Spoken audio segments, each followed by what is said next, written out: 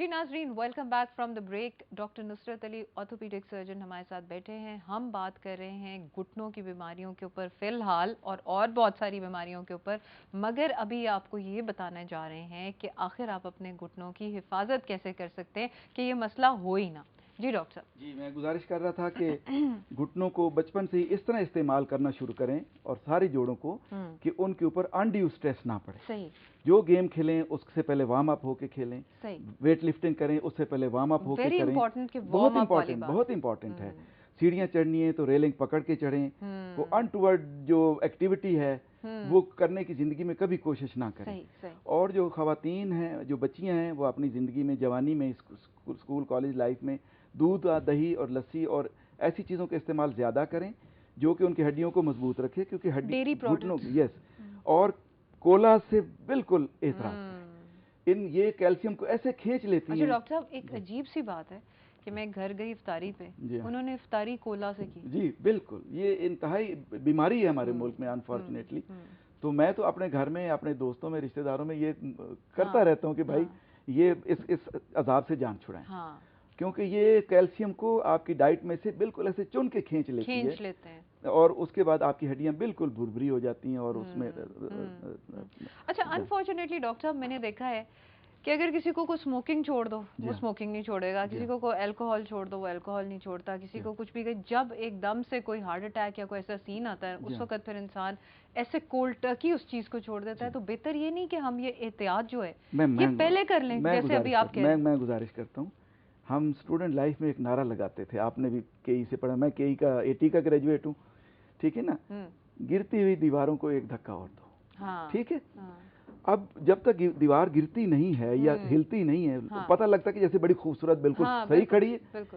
अब जिस मरीज को ये तकलीफ है, जब तक उसको कोई इवेंट नहीं होता वो ये समझता है कि शायद मुझे कुछ नहीं होगा। और जब अंदर से थोथा चना बन जाता है, अंदर से ईटन आउट हो जाता है और जब वो बिल्कुल गिर पड़ता है, उसके बाद उसके अंदर रिजर्व ही नहीं होता कि उस चीज को वो सस्टेन। सही कहा आपने। हमारे साथ एक कॉलर है, उनको साथ करते हैं। जी हेलो, अस्सलाम वालेकुम। जी वालेकुम अस्सलाम, डॉक्टर फजीन नौशीन बात कर रही हूँ। जी नौशीन, क्या हाल है, कैसे रोजे जा रहे हैं आपके? अच्छे जा रहे हैं? बस अल्लाह का शुक्र। आप कैसी हैं? Thank you. आपका क्या प्रोग्राम अच्छा है बहुत आपका। Thank you so much. Question क्या है? मुझे ना डॉक्टर साहब से एक सवाल पूछना था। मैं पूछना चाहती हूँ उनसे।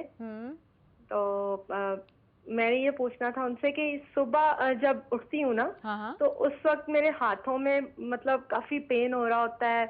और सारी बॉडी में तकरीबन ना दर्द हो रहा होता है बहुत ज्यादा। उठ जाती हूँ तो बेड से उठा नहीं जाता। ये हाल हुआ था, बहुत ज्यादा दर्दें हो रही होती हैं सुबह के टाइम खास तौर पे। और अगर शाम में भी सो जाऊँ तो भी इसी तरह ही होता है। सही। अच्छा नौशीन, आप लाइन पे ही रहिए, डॉक्टर साहब आप कोई क्वेश्चन पूछना चाहें इनसे? जी बहन, इनकी उम्र क्या है? मेरी उम्र है 35। कोई देख नहीं रहा आपको, बता दें। नहीं 35 एज है मेरी। 35 सही वाली है ना? जी सही वाली। जी ये मैं जैसे पहले बता रहा था, एक ग्रुप ऑफ डिजीजेज है जिसको हम इन्फ्लेमेटरी डिसऑर्डर्स कहते हैं, इन्फ्लेमेटरी डिजीजेज कहते हैं, जिसमें गाउट, जिसमें जो आप कह रही थी गैंठिया या रूमेटॉइड आर्थराइटिस, और इस ग्रुप की बहुत सारी चीजें होती हैं। ऐसे मरीजों को आमतौर पर ये पहली अलामात होती हैं कि जब वो सुबह उठते हैं उनके जोड़, और पर्टिकुलरली उनके ये हाथों के छोटे जोड़ होते हैं, ये सख्त हुए होते हैं क्योंकि इनके अंदर पानी जमा हो जाता है। जब फिर उठते हैं, इनको हिलाते हैं तो वो पानी वहाँ से सूजन निकल जाती है और जोड़ जरा ढीले बेहतर हो जाते हैं।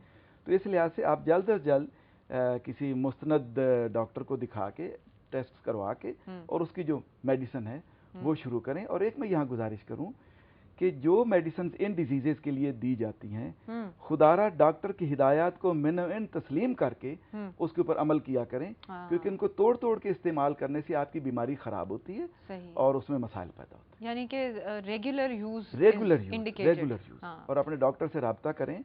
कोई बात नहीं, अगर प्राइवेट भी दिखाते हैं तो फी दें। वो लड़कियां सूट बनाने के चक्कर में 2-2 महीने स्किप करती हैं, 3-3 महीने, तो ये गलत आप सही कह रहे हैं। सबसे पहले अपनी सेहत। अच्छा, अब नेक्स्ट क्वेश्चन, चूंकि इन्होंने अभी बात भी की, रिमेटॉइड आर्थराइटिस का ही था जो मैंने आपको ईमेल्स बताई थी कि उसमें लोग कहते हैं कि जिन लोगों को ये आर्थराइटिस है वो रोजे रखें तो उनके कुछ ज्यादा प्रॉब्लम बढ़ जाती है, तो व्हाट शुड दे डू? नहीं, प्रॉब्लम इस तरह नहीं बढ़ती, वो चूंकि इसमें एक्टिविटी जरा ज्यादा हो जाती है तो इस लिहाज से उनकी प्रॉब्लम बढ़ जाती है। सही। दूसरा, वो उनकी ईटिंग हैबिट्स जो हैं हमारे मुल्क की वैसे ही हम लोगों की ख़राब हैं, और उस वक्त जब अल्लाह हिम्मत देता है ना रोज़े रखने की, तो जोश भी बढ़ जाता है उसमें। सही बात है। एहतियात का दामन अक्सर लोग हाथ से छोड़ देते हैं, हर चीज़ में पार्टिसिपेट करते हैं, खाने पीने में, इधर आना जाना, उसकी वजह से एक तो उनका वेट बढ़ता है, दूसरा फ्रीक्वेंसी ऑफ प्रेयर और ड्यूरेशन ऑफ प्रेयर वो बढ़ जाती है, जिसकी वजह से ये सारे मसाइल उनको होते हैं। तो उनको तो उन एहतियातों पे बिल्कुल अमल करना चाहिए जो उनके डॉक्टर ने उनको बताई हुई हैं, कि लंबे चौड़े खड़े नहीं होना, अतयात पे नहीं बैठना, पाँव के बल नहीं बैठना, कमोड इस्तेमाल करना है, ग़िज़ा इनको चाहिए कि पहले से भी थोड़ी कम इस्तेमाल करें। सही, ठीक है जी, ताकि ये थोड़े से हेल्थ रहें, कंफर्टेबल रहें। इनको साथ और एडिशनल कोई गैस्ट्रिक अपसेट या कोई इस तरह की बीमारी नहीं होनी चाहिए। Is there any special diet that you would suggest ऐसे लोगों के लिए? जैसे आप फरमा रहे थे कि ये कोई ऐसा डिसऑर्डर तो नहीं है कि जैसे डायबिटीज की तरह है, लेकिन इसमें अपने फ्रेम को लाइट रखना, उसके लिए फिटनेस के जो भी डाइट प्लान्स हैं, वो सारे उस पे ये अमल। सही। हमारे साथ एक और कॉलर है, उनको ऑन बोर्ड करते हैं। जी हेलो, अस्सलाम वालेकुम। अस्सलाम वालेकुम। जी, कौन बात कर रही हैं? जी, मैं मिसेज अजमत बोल रही हूँ। जी मिसेज अजमत, आपका क्या क्वेश्चन है? मेरा जी डॉक्टर साहब से क्वेश्चन है कि मेरी एज जो है ना वो 49 इयर्स है। ओके। और मुझे ये जो बोन की बैक की मेरी बोन है ना वो मुझे काफी तंग करती है, पेन उसमें काफी ज्यादा होती है, और शोल्डर में जो है ना वहाँ भी मेरी काफी सही जी वो होती है। शोल्डर में जाती पेन किलर खा लेती हूँ। हाँ। जब मुझे कोई दर्द होती है तो मतलब इसका कोई मुझे प्रॉपर हल चाहिए। अच्छा मिसेस अजमत, ये बताएं कि जो आप बैक एक का कह रही हैं वो आपको कमर के ऊपर के हिस्से में होती है, निचले हिस्से में?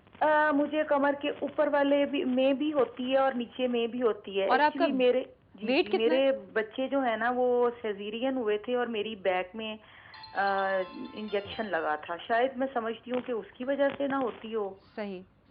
तो मुझे ये बताएं कि आप जो मैंने अभी आपसे क्वेश्चन पूछा है कि एक तो आपको ऊपर भी होती है और नीचे, यानी पूरी बैक में दर्द होती है? पूरी बैक में मेरी होती है और शोल्डर में ज्यादा होती है। वेट कितना है आपका? जी वेट कितना है, वजन? जी वेट मेरा जो है ना वो 75 kgs। और आपकी हाइट क्या होगी? हाइट मेरी जी 5'6" है आपकी हाइट। ठीक है। अच्छा मिसेस अजमत, आपको अभी डॉक्टर साहब से पूछवाते हैं कि आखिर मसला क्या है, लेकिन मेरा ख्याल है कि आपने अपना वज़न भी ज़रा इन रोज़ों में कम करना है, और उसके लिए अगर आप सहरी और इफ्तारी ज़रा लाइट करेंगे तो वो बहुत ही आपके लिए अच्छा हो जाएगा। मेंसेस के क्या हालात? आपके पीरियड्स के क्या हालात हैं? बिल्कुल। पीरियड्स के क्या हालात हैं आपके? रेगुलर हैं? वो मेरे जो है ना वो कभी अब थोड़े से कम हो गए हैं, 1-2 महीने के बाद होते हैं, और फिर कभी ज्यादा होते हैं, कभी मतलब बहुत कम होते हैं। सही। ठीक है जी जनाब। जी बहन, आपने बड़ा ज़बरदस्त सवाल किया। ये जो है आपकी उम्र जो है ना इसके लिहाज से, और जैसे आप फरमा रही थी कि मेंसेस भी कम हो रहे हैं आपके, तो ये स्टेज होती है जहाँ पे आपके ख़वातीन को पता लगना शुरू हो जाता है कि उन्हें सारी ज़िंदगी कैल्शियम नहीं लिया तो उसके क्या नताइज हो रहे हैं। और मैं दोबारा जवान बच्चियों से, उनकी माओं से गुजारिश करूंगा कि 32 साल की उम्र तक बच्ची जितना कैल्शियम बॉडी में इकट्ठा कर लेती है वो सारी ज़िंदगी उसके काम आता है।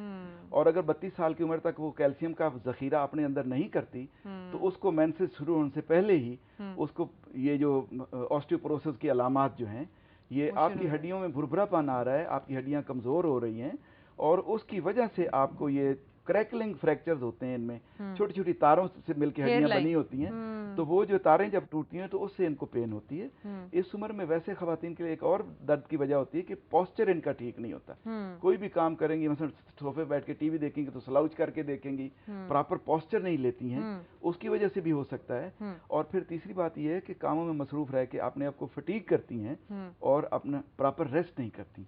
ये 3 वजूहात हो सकती हैं, और खुदा न खास्ता कोई डिजीज भी हो सकती है कि रूमेटाइड या इस तरह की जो कोई भी हो सकती है। मिसेस अजमत, आपके लिए बेहतर यही है कि आप किसी मुस्तनद डॉक्टर से, ऑर्थोपीडिक सर्जन को अपने आप को दिखा लें, वो आपका ताकि पूरा मुआयना कर लें, क्योंकि आपकी शोल्डर में भी पेन जा रही है, इसलिए वो उसको भी देख लेंगे, प्लस आपको जिन थेरेपीज पर डाल सकें ताकि जो बोन रिजर्व रह गया उसको सही तरीके से प्रिजर्व कर सकें। लेकिन फ़िलहाल एक ब्रेक का टाइम।